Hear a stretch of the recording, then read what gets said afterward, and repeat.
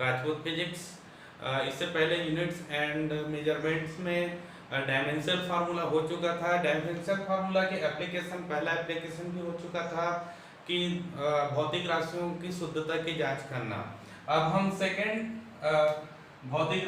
Second जो इसका application है उसको हम देखते हैं, जिसमें है विभिन्न भौतिक राशियों के बीच में संबंध स्थापित करना। कैसे संबंध स्थापित करते हैं? डायमेंशन फार्मूला से, विमी सूत्र की सहायता से हम भौतिक राशियों के बीच में संबंध कैसे स्थापित करते हैं, तो इसको हम चेक करते हैं। तो चलिए देखिए, क्वेश्चन ले लेते हैं। किसी वृत्तीय कक्षा में परिक्रमा करने वाले कण पर लगने वाला बल, कण पर लगने वाला बल का जो बल है वो द्रव्यमान m और त्रिज्या r और कण के वेग तीनों पर निर्भर करता है।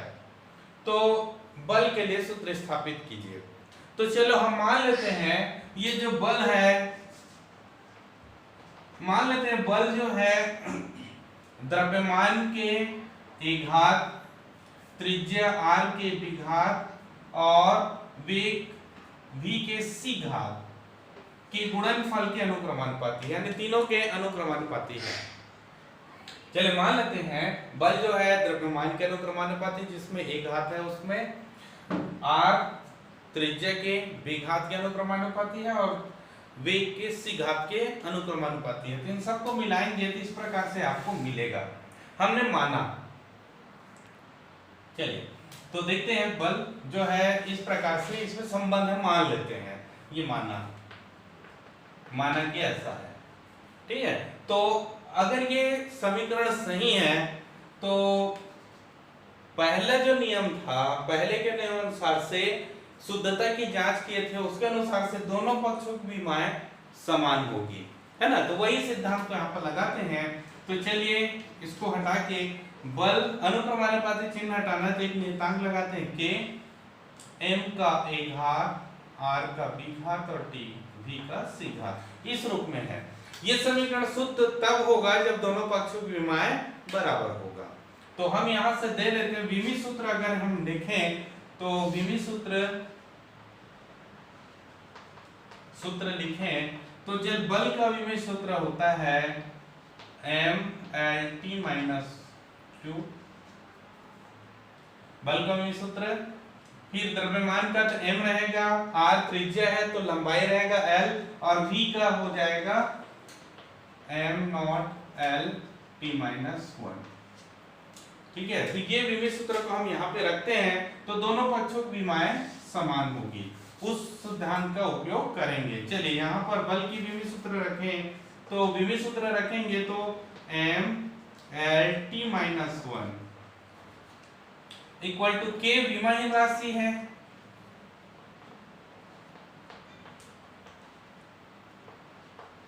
k विमाहीन राशि, क्योंकि वो अचर राशि विमाहीन राशि होता है। तो k को हम यहाँ नेगलेक्ट कर दें तो द्रव्यमान का m पूरे का एक घात, त्रिज्या को हम l से देखेंगे लंबाई से तो b घात, और वेग का है m जो घात है उसको शून्य को हटा दे तो L_T-1 का c घात। इस प्रकार से आपको मिलेगा।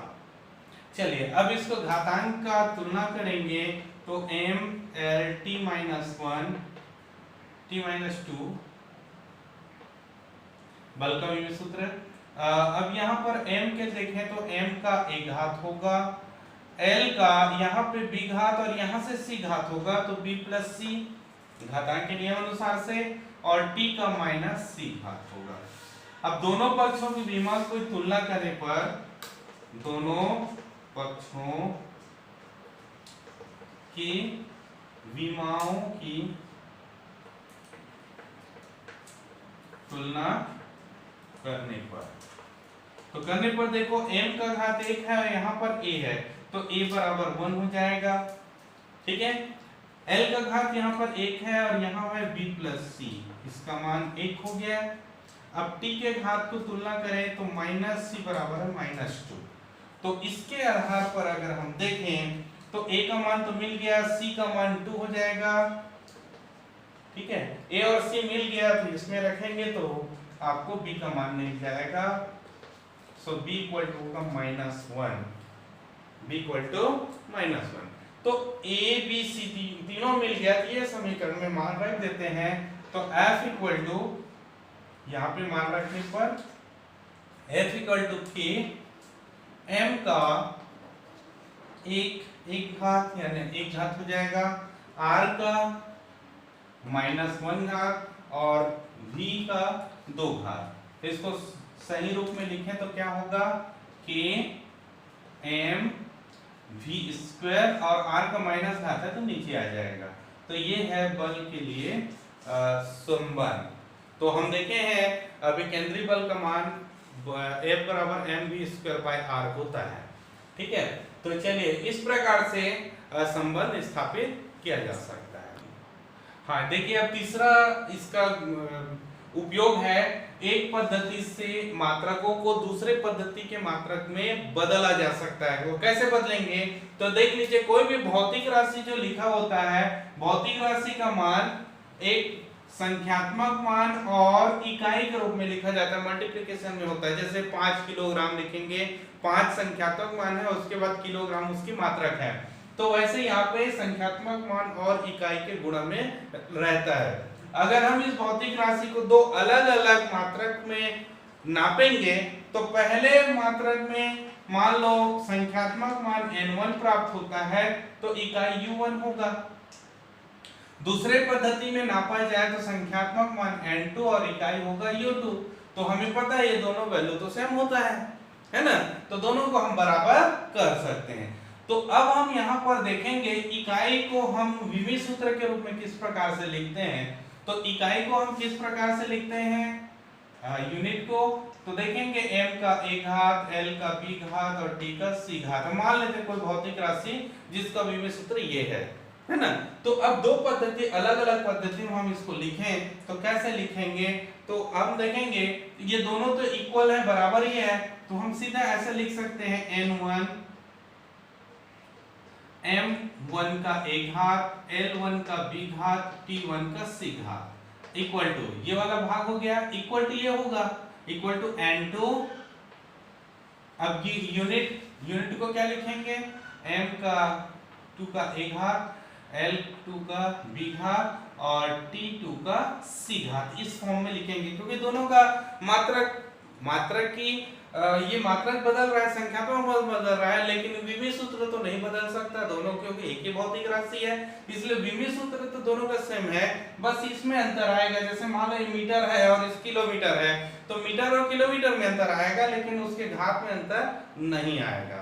तो ये हो गया आपका भौतिक राशि। अब यहाँ से इसको पक्षांतर करें, तो पक्षांतर करेंगे तो हम देखेंगे n1 इक्वल टू मिलेगा n2 इक्वल टू मिलेगा, ये इधर आ जाएगा इस डायरेक्शन में, तो n1 डिवाइडेड बाय n1 का पूरा ये होगा m का a घात, l1 का b घात, t1 का c घात डिवाइडेड बाय, ये नीचे आ जाएगा m1 m2 का a घात, l2 का b घात, t2 का c घात, इस फॉर्म में आएगा। तो n2 इक्वल टू n1, अब इसको हम रीअरेंज कर लेते हैं, इनके घात में देखें तो m1 बाय m2 पूरे का a घात हो जाएगा, फिर उसी प्रकार l1 बाय l2 पूरे का b घात होगा, फिर t1 बाय t2 पूरे का c घात होगा। तो इस फार्मूला का उपयोग करके हम एक पद्धति से दूसरे पद्धति में बदल सकते हैं। चलिए अब हम यहाँ पे क्वेश्चन ले लेते हैं। जैसे किसी गैस का दाब 27 पास्कल है, तो इसका मान उस पद्धति में ज्ञात कीजिए जिसमें लंबाई, द्रव्यमान और समय का मूल मात्रक है क्रमशः 1 किलोमीटर, 10 किलोग्राम और 1 मिनट। देखिए पहला जो है वो 27 पास्कल दिया हुआ दाब, यानी इसमें भौतिक राशि कौन सा, पहले ये देख लीजिए भौतिक राशि, तो भौतिक राशि है वो दाब है, ठीक है, दाब को दिया है, दाब का हम विमी सूत्र लेंगे, तो दाब भौतिक राशि है और 27 पास्कल इसका मान दे दिया है। पास्कल मतलब एसआई यूनिट है, दाब भौतिक राशि हो गया और पास्कल एसआई यूनिट, तो दोनों आपको मिल गया। पहले पद्धति का आपको भौतिक राशि भी मिल गया और इसका विमीय सूत्र भी है। अब देखिए दाब का विमीय सूत्र क्या होता है। विमीय सूत्र अगर हम देखें तो इसका विमीय सूत्र रहता है ml-1t-2, ये होता है इसका विमीय सूत्र। तो विमीय सूत्र आपको मिल गया, 27 इसका संख्यात्मक मान है यानी n1 है, तो ये आपको इस लाइन से मिल गया। तो अब हम यहां से डिसाइड करेंगे n1 बराबर है 27। अब वहां से देखें m1 यानी पहले पद्धति में द्रव्यमान को किससे नापा जा रहा है, तो चूंकि वो SI यूनिट है, SI में इसको किलोग्राम से नापा जाता है, 1 किलोग्राम। लंबाई L1 जो है वो SI पद्धति में मीटर से नापा जाता है, और T1 समय जो है सेकंड से नापा जाता है। ये SI पद्धति का मान है। तो आपको एक चीज तो मिल गया। अब दूसरा पद्धति जिसमें बदलना है ना, तो दूसरा पद्धति में n2 का मान अपने को ज्ञात करना है, n2 पता ही नहीं है। अब m2 क्या है दूसरे पद्धति में, देखिए दूसरा पद्धति इसका मान उस पद्धति में ज्ञात करना है जिस पद्धति में, तो जिसमें लंबाई को 1 किलोग्राम लिया, 1 मीटर लिया है, लंबाई को L2 को कितना ले लिया है 1 किलोमीटर है, किलोमीटर लिया हुआ है, लंबाई को 1 किलोमीटर लिया है, द्रव्यमान को 10 किलोग्राम लिया है, 10 किलोग्राम लिया है, और समय को कितना लिया है 1 मिनट लिया है, 1 मिनट। तो इस प्रकार से वो लिया हुआ है। तो हम ये वाले पद्धति को हम उसमें लगा देते हैं। अब देखिए इसके घात कितने हैं, इसके घातांक में देखिए 1 -1 और -2 है। विमीय सूत्र से आपको पता चल जाएगा। अब सूत्र क्या होता है, सूत्र अभी निकाले हैं, n2 = n1 m1/m2 पूरे का एक घात, L1/L2 पूरे का भी घात, और T1/T2 पूरे का c घात। इस प्रकार से इसका फॉर्मूला है। अब मान रहा है तो n1 का है 27, m1 1 किलोग्राम, m2 10 किलोग्राम, पूरे का एक घात, a मतलब ये वाला है ना, उसका घातांक को देखेंगे तो 1 आएगा। L1 का मान कितना है 1 मीटर, L2 1 किलोमीटर, पूरे का -1 power, T1 1 second, T2 1 minute, पूरे का कितना घात -2 पावर। तो इस प्रकार से मान रखना आना चाहिए, बहुत इजी है। अब इसके बाद क्या करें, क्या 1 किलोग्राम और 10 किलोग्राम कटेगा, तो ये किलोग्राम कट जाएगा, लेकिन 1 मिनट और 10 किलोमीटर ये दोनों नहीं कट सकता, इसको हमने को बदलना पड़ेगा। तो इसलिए इस साइड में अगर हम देखें तो ये हो जाएगा n2 = 27, ये तो फर्स्ट में 1/10 क्योंकि किलोग्राम कैंसिल हो गया का 1 पावर हुआ, दूसरे में देखें 1 मीटर और ये क्या है 1 किलोमीटर, तो 1 किलोमीटर माने 1000 मीटर, ठीक है, उसका -1 पावर। इसमें देखिए 1 सेकेंड, इसके बाद इसका क्या 1 मिनट मतलब 60 सेकेंड, पूरे का -2 पावर। अब इक्वल हुआ, अब ये जो है कट जाएंगे, तो कैसे होगा देख लो, तो ये 27 1/10, अब ये -1 पावर है, मीटर कट गया, -1 पावर है तो ये उलट जाएगा, ये -2 पावर है तो ये उलट के स्क्वायर कर देगा। चलिए अब इसको हम उतार लेते हैं, इसको हल कर लेते हैं। 27 एक कैंसिल हो जाएगा, 100 × 60 × 60, तो इन सब का मल्टीप्लिकेशन करें। चलिए देखें, तो इसका मल्टीप्लिकेशन करें तो 972 0000 आएगा। इसको अगर हम मापन राशियों के रूप में लिखें तो मानक रूप में लिखें तो 9.72 × 10⁶ मात्रक लिखा जाएगा, क्योंकि ऐसा कोई भी पद्धति नहीं है जिसमें ये हो, है ना, ये तो प्रश्न ने बना दिया इसलिए इसमें मात्रक लिखेंगे, ठीक। तो इस प्रकार से एक पद्धति से दूसरे पद्धति में बदला जा सकता है। चलिए देखिए, अब भौतिक राशियों के मात्रक ज्ञात करना, तो भौतिक राशियों का मात्रक किससे ज्ञात किया जा सकता है, तो कैसे ज्ञात करेंगे उसके लिए हम एक प्रश्न ले लेते हैं। तो इस प्रश्न में देखिए एक वास्तविक गैस समीकरण है तो इसमें P जो है दाब है, V आयतन और R T जो है वो परम ताप है, R जो है सार्वत्रिक गैस नियतांक है।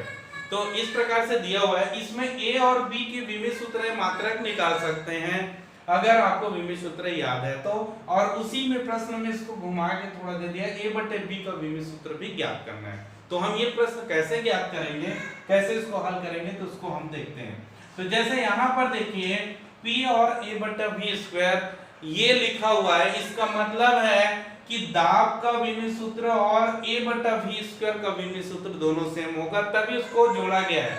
तो दो समान भौतिक राशियों का ही योग होता है, तो ये हम कह सकते हैं P का विमा बराबर A बटे V स्क्वायर का विमा, यानी दोनों विमा बराबर होगा तभी इसको लिखा गया है। हम इसको पक्षांतर कर दें तो A का विमा बराबर होगा PV स्क्वायर का विमा, क्योंकि इधर पक्षांतर करेंगे का विमा। तो अब आप दाब का और आयतन का विमित सूत्र यहाँ पे रख दीजिए और A का विमित सूत्र निकाल लीजिए। तो अपने को पता है P का विमित सूत्र होता है mL-1T-2, ये दाब का विमित सूत्र है। आयतन का विमित सूत्र होता है L3 पूरे का स्क्वायर, L3 होता है आयतन का, ये V का विमित सूत्र हो गया। अब इनको हम लिखेंगे तो ये हो जाएगा m L का -1 और यहाँ 6 होगा तो L का 5 और T का -2, तो ये A का विमित सूत्र हो गया। उसी प्रकार B का विमित सूत्र लिखेंगे तो B के लिए देखें तो यहाँ पर B मिलेगा, तो ये दोनों भौतिक राशि घटाया हुआ है यानी रखा हुआ है एक ही जगह में, अर्थात B की विमा बराबर V की विमा होगा। ठीक है, क्योंकि B और V एक ही राशि है तभी उसको जोड़ा गया है, यानी दोनों एक भौतिक राशि है तभी उसको जोड़ा या घटाया गया है, तो इसलिए B की विमा जो होगा वो V के विमा के इक्वल होगा, अर्थात B इक्वल टू हो जाएगा m का 0 घात L क्यूब और T का 0 घात, क्योंकि V का विमित सूत्र होता है। तो A और B दोनों का विमित सूत्र निकल गया, तो आप इसका मात्रक भी लिख सकते हो कोई भी पद्धति में। तो जो पद्धति आप चाहते हो उस पद्धति में इसका मात्रक लिखा जा सकता है। जैसे मान लो SI में इसका मात्रक लिखना चाहते हैं तो A का मात्रक क्या हो जाएगा, ये होगा किलोग्राम मीटर का 5 घात और सेकेंड का -2 पावर, इस प्रकार से लिखेंगे। अगर इसको CGS में लिखना है तो क्या होगा, किलोग्राम की जगह ग्राम होगा, सेंटीमीटर का 5 घात सेकेंड का -2 पावर। तो ऐसे इसका मात्रक लिख सकते हैं अगर आपको भौतिक राशि का विमित सूत्र ज्ञात है तो। सिमिलरली यहाँ पर SI में इसका मात्रक लिखें तो केवल मीटर है तो मीटर का 3 घात, CGS में लिखेंगे तो सेंटीमीटर का 3 घात। अब प्रश्न यहाँ पर आ जाता है A बटे B का विमित सूत्र निकालना है, तो A बटा B, तो A का विमित सूत्र क्या है देखो, m L का 5 घात T का -2 पावर, फिर B का क्या होता है L क्यूब है। अब इसको हल करेंगे तो m L का 2 पावर और T का -2 पावर होगा। ठीक है, तो ये इसका विमित सूत्र होगा। चाहे मात्रक भी लिख सकते हो, SI में मात्रक इसका हो जाएगा ये kilogram metre square second -2, CGS में लिखा जाए तो इसका मात्रक होगा ग्राम सेंटीमीटर स्क्वायर सेकेंड -2। तो इस प्रकार से चौथा इसका उपयोग है भौतिक राशियों के बीच में संबंध स्थापित करना। तो इस प्रकार से हम देखें विमित सूत्र की सहायता से हम 4 प्रकार के इसका गुण का इसका उपयोग कर सकते हैं। सबसे पहले भौतिक राशियों की शुद्धता की जांच कर सकते हैं, दूसरा जो है भौतिक दो से अधिक भौतिक राशियों के बीच में संबंध स्थापित कर सकते हैं, तीसरा एक पद्धति से दूसरे पद्धति में बदल सकते हैं, और चौथा किसी भी भौतिक राशियों में उपस्थित अचर राशि हो या किसी भी भौतिक राशि का मात्रक या विमित सूत्र निकाला जा सकता है। ये चारों इसका उपयोग है। तो विमित विश्लेषण की कुछ सीमाएं भी होती हैं, तो वो सीमाएं किस प्रकार से है तो उसको देख लीजिए। तो इसमें भौतिक राशियों की सीमाएं ये है कि इस विमित विश्लेषण से हम कोई भी अचर राशियों का विमित सूत्र अचर राशियों के मान ज्ञात नहीं कर सकते हैं। जैसे वहां पे प्राप्त के प्राप्त हुआ था, उस के की वैल्यू हम निकाल नहीं सकते हैं। दूसरा, कुछ ऐसे भौतिक राशियां होती हैं जो लॉगरिथम के रूप में होता है या त्रिकोणमितीय फलन में होता है। तो लॉगरिथम या त्रिकोणमितीय फलन की संबंध हम इस विधि से नहीं निकाला जा सकता है। ठीक है, तो ऐसे कुछ इनके सीमाएं हैं। तो आई होप आज का ये वीडियो आपको अच्छा लगा होगा। तो बिल्कुल इसको लाइक करें, शेयर करें और सब्सक्राइब करें। धन्यवाद।